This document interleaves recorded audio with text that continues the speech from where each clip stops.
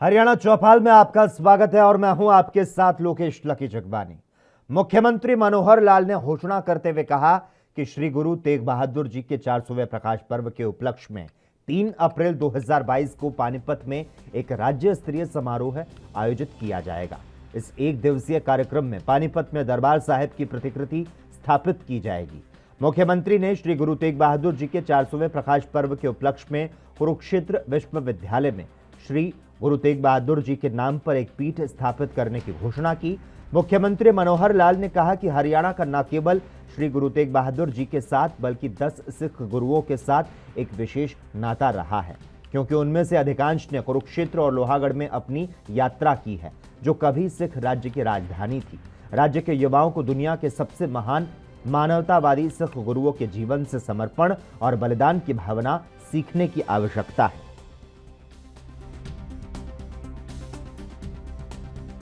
तो कम से कम इन स्थानों पर तो जरूर, चाहे कोई भजन कीर्तन के कार्यक्रम हो, चाहे वहाँ पर अखंड पाठ हो, चाहे प्रभात फेरियाँ हो, चाहे छोटे सम्मेलन हो, 3 तारीख का अपना बड़ा कार्यक्रम है।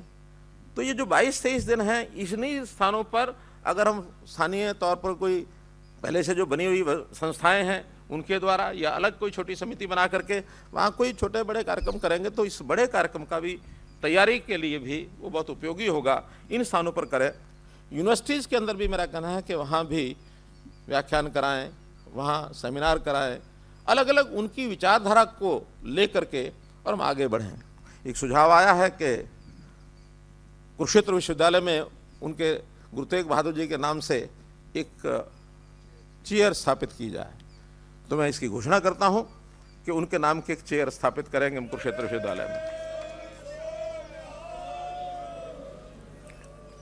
एक बात का मैं जरूर उल्लेख करना चाहूँगा कि इससे पहले भी हमने घोषणा की थी कि चेयर्स बहुत स्थापित होती हैं। मैंने सभी यूनिवर्सिटीज़ की चेयर्स उठा करके देखी हैं, लगभग 45 से ऊपर चेयर्स हैं ऐसी जो पीठ स्थापित हुई है, लेकिन वहाँ काम नहीं होता है। वो एक बार एक लेबल लग जाता है और वो एक कमरा भी तय हो जाता है, उसके ऊपर काम नहीं होता है। वाइस चांसलर से सबसे बात की तो उन्होंने कहा कि देखिए उसके ऊपर कुछ खर्च होता है, एक प्रोफेसर लगाया जाता है, कुछ क्लास 3 का, क्लास 4 का कोई कर्मचारी भी होता है, उसके और खर्च भी होते हैं, बाकी स्टेशनरी भी खर्च होता है, उनके पढ़ने लिखने के लिए भी होता है, सब कुछ खर्च होता है। तो हमने तय किया कि जिस पीठ की भी स्थापना कराई जाएगी 3 साल के लिए उसमें जो संस्था स्थापित कराएगी उस संस्था से उसका। देश के 4 बड़े राज्यों में भारतीय जनता पार्टी की जीत होने पर हरियाणा के शिक्षा मंत्री कंवरपाल गुर्जर ने प्रतिक्रिया व्यक्त करते हुए कहा कि ये विकास, सुरक्षा और विश्वास की जीत है। यमुनानगर में मीडिया से बातचीत करते हुए कंवरपाल गुर्जर ने कहा कि जिस तरह उत्तर प्रदेश, उत्तराखंड, मणिपुर और गोवा में बीजेपी ने जनता के लिए काम किया, विकास कार्य किए, उन्हें सुरक्षा प्रदान की, ये उसी का नतीजा है। इसीलिए लोगों ने दोबारा से भारतीय जनता पार्टी सरकार को चुना। इसी तरह से उत्तराखंड में विकास की जीत हुई। उन्होंने सभी राज्यों के मतदाताओं का आभार प्रकट करते हुए कहा कि इसमें कार्यकर्ताओं की मेहनत शामिल है।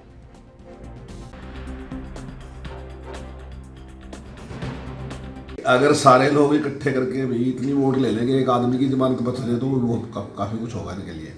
और आपके सामने है कि जो स्थिति आज है वही कुछ भी नहीं, जो बड़ी बड़ी डिंगियाँ आ रहे थे ना जी, तो आज कुछ नहीं है, क्योंकि जनता का इनके प्रति कोई विश्वास नहीं है। ये तो एक अव्यवस्था फैलाने वाले लोग थे, पीछे की कुछ पार्टियाँ लगी तो उन्हें सोचा कि शायद इनके साथ ही नैया पार कर देंगे। और पता चल गया उत्तर प्रदेश में कांग्रेस की क्या स्थिति है, तो पता चल गया।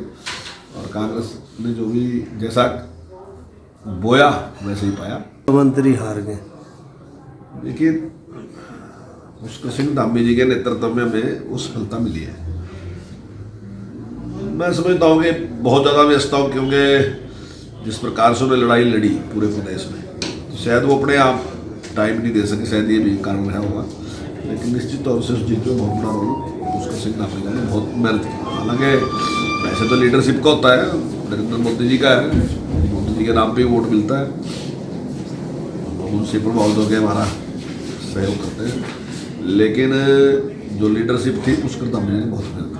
देखिए कुछ ना कुछ तो कारण है, उनकी विश्वसनीयता पसंद चल लगा, लोगों ने वो पसंद नहीं। देखो मालिक तो जनता है भाई, अगर जनता को जनता में पसंद करती है तो अच्छा है, और अगर नहीं करती तो फिर कुछ ना कुछ खामी तो हमारे में है। अगर लोग अपने इग्नोर कर रहे हैं ना जी, तो कुछ ना कुछ खामी हमारे में है। अब हम चाहे उसके 1000 तरह दें, लेकिन कुछ ना कुछ कमी है, इसलिए लोग इग्नोर भी करते हैं, और कुछ ना कुछ खूबी है इसलिए लोग पसंद भी करते हैं। तो मालिक जनता है जो इन 5 साल में योगी जी ने जिस प्रकार का प्रशासन किया, आज उत्तर प्रदेश में आप रात के 12 बजे भी घूमो तो कोई दिक्कत नहीं है। आम आदमी महसूस करता है कि मैं सुरक्षित हूँ, मैं अपने खेत में किसी टाइम जाऊँ मुझे कोई दिक्कत नहीं, मेरे पशु कहीं खड़े कोई दिक्कत नहीं, मेरा ट्रैक्टर इंजन कुछ भी कहीं खड़ा तो उसके कोई दिक्कत नहीं। तो वो जो अनुभव था वो केवल किसी जाति का अनुभव नहीं था, वो तो सारे समाज का अनुभव था, और उस पर दिया। भगवान की दया से हरियाणा में इस प्रकार की परिस्थिति नहीं है, कोई नहीं है इस प्रकार का माफिया या गुंडागर्दी को कभी किसी ने समर्थन दिया नहीं है। और अगर कोई थोड़ी बहुत किसी ने की तो निश्चित तौर से उसका इलाज किया गया। और चुनाव ने साबित कर दिया कि किसान जो है वो भारतीय जनता पार्टी के साथ है, नरेंद्र मोदी जी के साथ है, योगी आदित्यनाथ जी के साथ है, और उसको किसान को उनकी नीतियाँ पसंद है, और किसान के लिए जो काम सरकार ने किया तो वो उसका समर्थन करते हैं, और आज वो साबित भी होगा। और जो लोग चुनाव लड़े, जो बड़ी बड़ी बातें कह रहे थे उस टाइम, आज आपको पता चल गया। जो लोग ये कहते हैं कि प्रधानमंत्री को पंजाब में जनसभा नहीं करने देंगे, बोलने नहीं देंगे, बाहर से पूछ के वोटें तो 4 कारपोरेटर नहीं, 4000 वोट प्राप्त करने वाला आदमी प्रधानमंत्री को चैलेंज करके कहता है कि हम ये नहीं करने देंगे। 4000 वोट लेने वाला आदमी प्रधानमंत्री से कहता है कानून बनाने से पहले मेरे से क्यों नहीं पूछा। तो ये नहीं कि जनता का उनके प्रति कोई विश्वास नहीं है, वो केवल अव्यवस्था फैलाना चाहते थे, वही उनका काम। 5 में से 4 राज्यों के विधानसभा चुनाव में जीत के बाद भारतीय जनता पार्टी के कार्यकर्ताओं में खुशी की लहर है। केंद्रीय मंत्री कृष्णपाल गुर्जर के कार्यालय पर बीजेपी कार्यकर्ताओं ने एक दूसरे को लड्डू बांटकर जश्न मनाया। इस मौके पर केंद्रीय मंत्री कृष्णपाल गुर्जर ने कहा कि ये बीजेपी सरकार की नीतियों की जीत है। प्रधानमंत्री नरेंद्र मोदी की नीतियों ने आम जनता को सराहा और अपना विश्वास एक बार फिर से बीजेपी सरकार पर दिखाया। उत्तर प्रदेश में बीजेपी ने दोबारा से वापसी की, जिससे साफ पता चलता है कि आज भी उत्तर प्रदेश की जनता को केवल मोदी और योगी के नेतृत्व पर विश्वास है। उन्होंने कहा कि गोवा, मणिपुर और उत्तराखंड में भारतीय जनता पार्टी को जबरदस्त सीटें मिली। मैं ऐसा कोई शब्द किसी के बारे में नहीं कहना चाहता, ये अहंकार हो जाएगा। ये लोगों का फैसला है, ये लोगों की जीत है। ये जो गाना आजकल गुनगुना रहे हैं अवतार बढ़ाना, जाने कहाँ गए वो दिन, नहीं, मैं देखिए उनके बारे में कुछ नहीं कह सकता। अब वो चुनाव लड़ें, कौन सी पार्टी से लड़ें, कहाँ से लड़ें, कहाँ जाएं, कहाँ ना जाएं, कहाँ ठिकाना ढूंढें, ये उनके ऊपर छोड़ दो। हमारा बहुत सारे लोग बीजेपी छोड़कर गए, उनके बारे में क्या कहेंगे जो बड़े बड़े वादे करके बड़े बड़े उन्होंने देख लिया जो बीजेपी छोड़कर गए थे, और जाकर उनका हश्र क्या हुआ, इस चुनाव में लोगों ने क्या किया। इसलिए लोग इन दल बदलुओं को अब छोड़ने वाले नहीं हैं। जो मौसम विशेषज्ञ हैं उनका इलाज करने वाले हैं अब तो लोग। हाँ, तो इलाज होगा ऐसे लोग। हाँ, क्यों मौसम का अब आइडिया नहीं लगा सकता कोई भी। 1937 के बाद पहली बार उत्तर प्रदेश में दूसरी बार किसी पार्टी की सरकार बनी है तो वो भारतीय जनता पार्टी की बनी है। मोदी जी के प्रति उत्तर प्रदेश के नहीं पूरी दुनिया के लोगों का विश्वास बढ़ रहा है, तिरंगे का सम्मान पूरी दुनिया में बढ़ रहा है। तो इसलिए ये ऐतिहासिक जीत है। उत्तराखंड हो, उत्तर प्रदेश हो, गोवा हो, मणिपुर हो, अगर पंजाब को छोड़ दें तो 5 में से 4 राज्यों पर भारतीय जनता पार्टी का परचम फिर से फहराया है, और ये मैं समझता हूँ एक इतिहास रचा गया है। और मैं ये इसलिए हुआ है कि भारतीय जनता पार्टी के पास ना सिर्फ देश का बल्कि दुनिया का सबसे लोकप्रिय नेता मोदी जी के रूप में मौजूद है।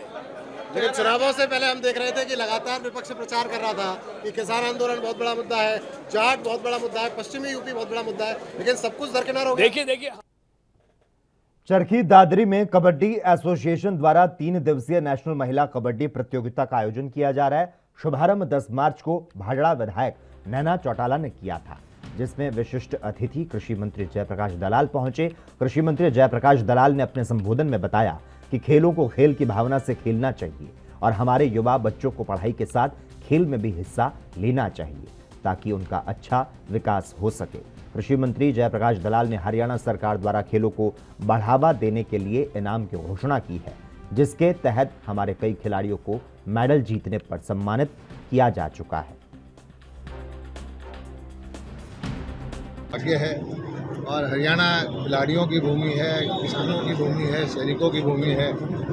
देश में जितनी भी प्रतियोगिता होती है उसका ज़्यादातर अधिकांश खिलाड़ी हरियाणा के हैं और इस दादरी के अंदर ये प्रतियोगिता होगी तो इससे दो फायदे होंगे कि सारे देश के जो बच्चे हैं, बच्चियां हैं, उनको हरियाणा की सभ्यता, हरियाणा की ग्रामीण परिवेश की संस्कृति उसको देखने का मौका मिला और हमारे जो यहाँ के बच्चे हैं उनको इतनी अंतर्राष्ट्रीय स्तर की प्रतियोगिता स्तर के खिलाड़ी देखने का मौका मिलेगा।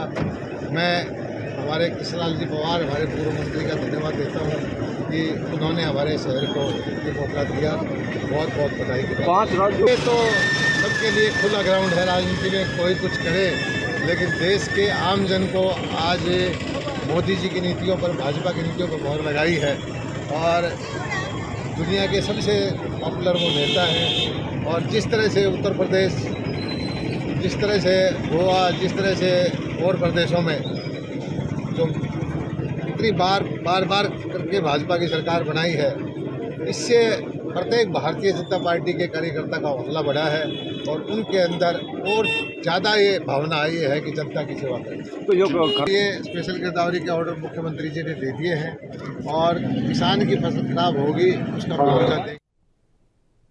5 राज्यों के विधानसभा चुनावों में कांग्रेस के कमजोर प्रदर्शन और मिली करारी हार पर कांग्रेस के पूर्व मंत्री कैप्टन अजय यादव ने सफाई दी। उन्होंने कहा कि चन्नी के खिलाफ जमकर प्रोपेगेंडा चलाया गया। बाकी 4 राज्यों में कांग्रेस को मिली हार पर गहन चिंतन और मंथन की जरूरत है। अजय यादव अपने रेवाड़ी निवास पर पत्रकारों के सवाल के जवाब दे रहे थे। हमारे यहाँ तो बहुत सारे दिग्गज पार्टी छोड़ के चले गए थे। हमारे वहाँ तो जितने भी उम्मीदवार थे, एक हमने पार्टी को मैं आपको बताता हूँ, कम से कम 20 सीटें ऐसी हैं जिन्हें कल मैं देख रहा था, उसमें कांग्रेस ने 50,000 वोट भी लिए। 20-25 सीटें ऐसी हैं जहाँ 50,000 वोट भी लिए हैं, खासतौर से रायबरेली, आपका सुल्तानपुर साइड में और आपका अमेठी साइड में और कुछ अन्य स्थानों पे। अगर धर्मनिरपेक्ष ताकतें मिलकर चुनाव लड़ती, भाजपा की जो नीति है, जितना झूठ बोलो, जनता को गुमराह करो, आज महंगाई से उनको कोई सरोकार नहीं है, आज भ्रष्टाचार से उनको कोई सरोकार नहीं है, धर्म और जाति के नाम से लोगों को गुमराह करने की कोशिश करते हैं, जाति के नाम से गुमराह करने की बात करते हैं। अब जैसे आपका मामला था, ये जो मुस्लिम महिलाओं का मामला था, आपने वो जो पहनती हैं, वो अपना बुर्का जो पहनती है। हरियाणा चौपाल में खबरों का सिलसिला लगातार जारी रहेगा। हम रुकते हैं एक छोटे से ब्रेक के लिए।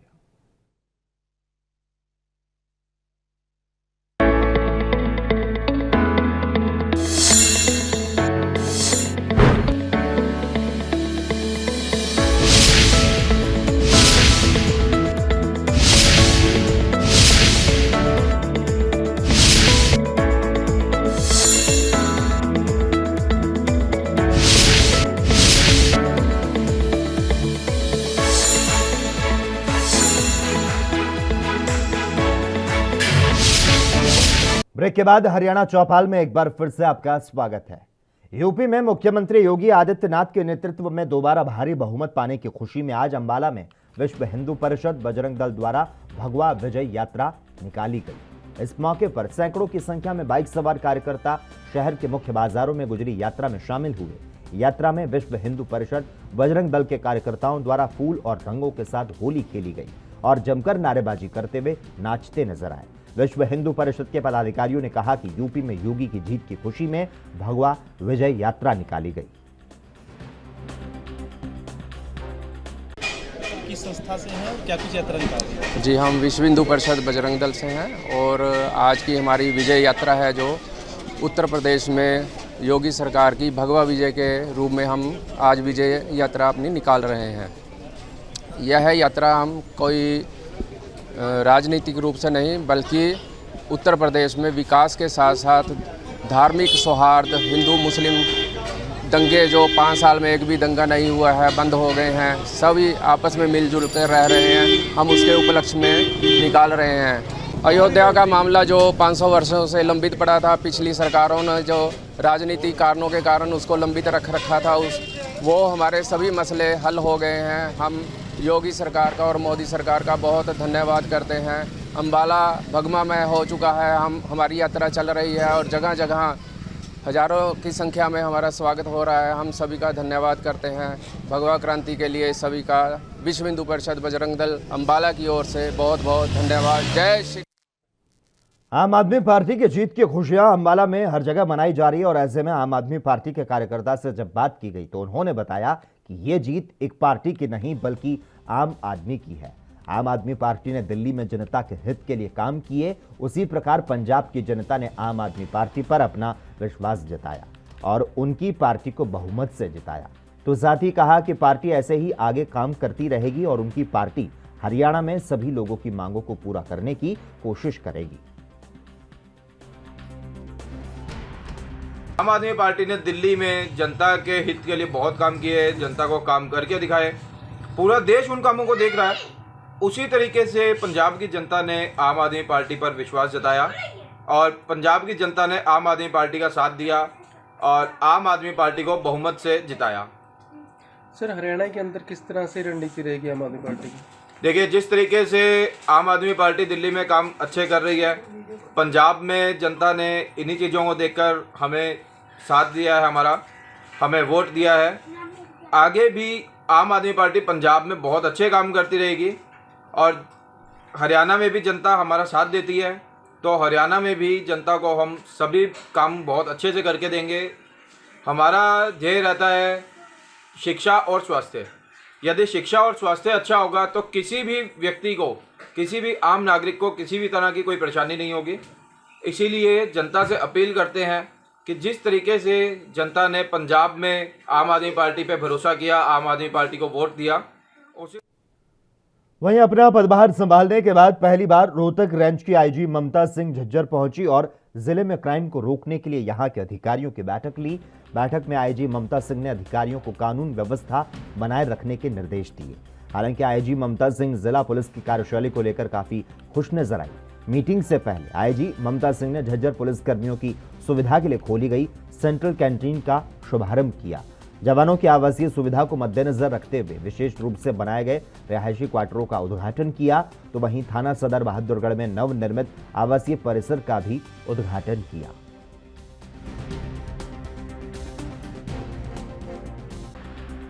जैसा आज जो है झज्जर पुलिस मुख्यालय में यहाँ की क्राइम कानून व्यवस्था और जो केसेस की जो पेंडेंसी उसके मसले में एक विचार विमर्श एक गोष्ठी का आयोजन किया गया था एसपी साहब द्वारा, जिसमें कि रिव्यू किया गया और आमतौर पर जो इनका परफॉर्मेंस सेटिस्फैक्ट्री है, काम बहुत अच्छा हो रहा है। कुछ एक दिशा निर्देश है जहाँ कमियाँ नजर आई पब्लिक डीलिंग को जैसे लेकर के या यूआई केसेस की पेंडेंसी को लेके, उस संबंध में उनको दिशा निर्देश किए गए कि इन केसेस को अति शीघ्रता से इनको कंप्लीट करते हुए इन्वेस्टिगेशन चालान के लिए दिया जाए। बाकी overall I am satisfied with the. समाज की आर्थिक उन्नति से ही किसी देश या प्रदेश का सर्वांगीण विकास होता है। इसी उद्देश्य की पूर्ति के लिए प्रदेश सरकार द्वारा मुख्यमंत्री परिवार उत्थान योजना शुरू की गई। योजना के तहत सरकार द्वारा अंत्योदय ग्राम उत्थान मेले का आयोजन किया जा रहा है, जहां पर पात्र गरीब परिवारों को सरकार की योजनाओं का लाभ देकर उनका उत्थान किया जा रहा है। सिरसा के गांव बड़ागुड़ा में भी मुख्यमंत्री परिवार उत्थान मेला लगाया गया। इस दौरान अतिरिक्त उपायुक्त राहुल हुड्डा, जिला नगर आयुक्त नेहा सिंह, एसडीएम जयवीर यादव मौजूद रहे। इस लोग यहाँ पे आ चुके हैं और संख्या और बढ़ने की उम्मीद है।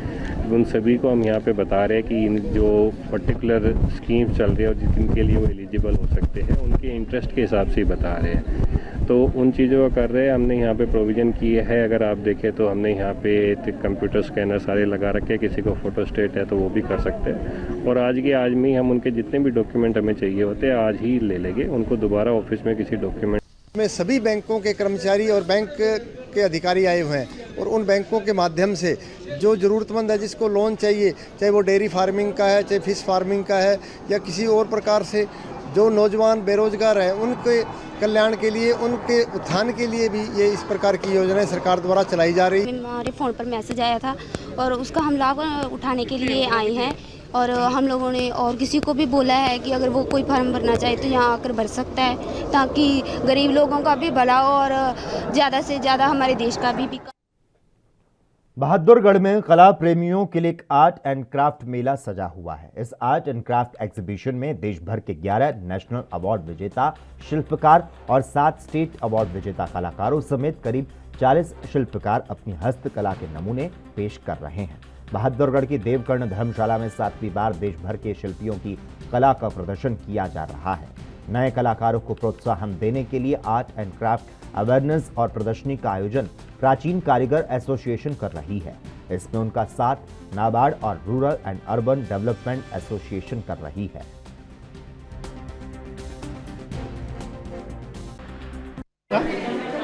नीतू जैन, मेरा नाम नीतू जैन है। मैं वैश्य बीएड कॉलेज में लाइब्रेरियन की जॉब पे हूँ और मैं यहाँ पे आज बच्चों को घुमाने के लिए लेके आई हूँ, ये क्राफ्ट मेला दिखाने के लिए, क्योंकि बच्चे यहाँ पे आके नई चीज़ सीखेंगे, क्रिएटिव होंगे और उन्हें बहुत कुछ पता चलेगा नॉलेज के बारे में।